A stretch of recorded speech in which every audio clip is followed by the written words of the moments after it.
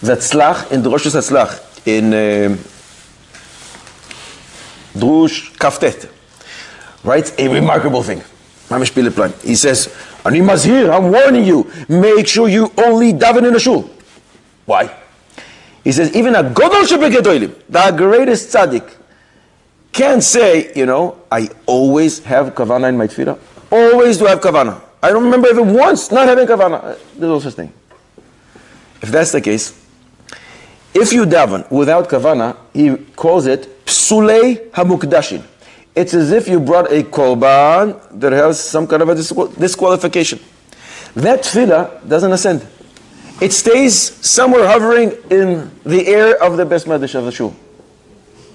Later, at one point, you will have a good davening. Next week, in a year from now, in many years from now, when you finally have a good davening with kavanah, all those tefillahs that got stuck in the air of the shul will be able to move up to Kodesh Baruch Hu. But that only happens in the shul, not at home. Why? Says the Tzlach, I'll tell you why. In Zvachim Pei Dalet Amud Aleph, the Gemara says, if you have a korban, you bring it with a wrong machshava, you have a problem. You disqualify the korban.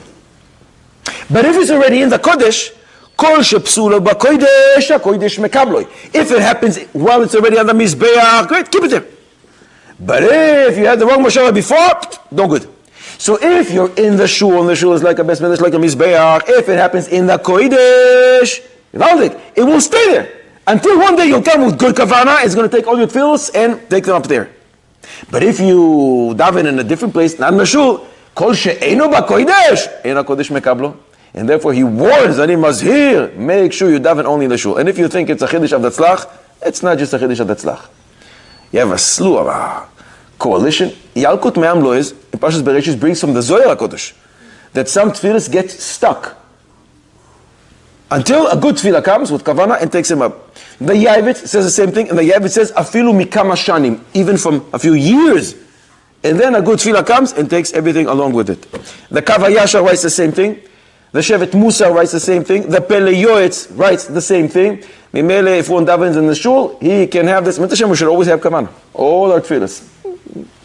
Almost close to impossible. But if we chas v'shalom didn't have kavanah, the tefillah will get stuck there. The next tefillah mitzvah will be with kavanah and takes the not so good tefillah along with it all the way up to Shemayim. The same shul?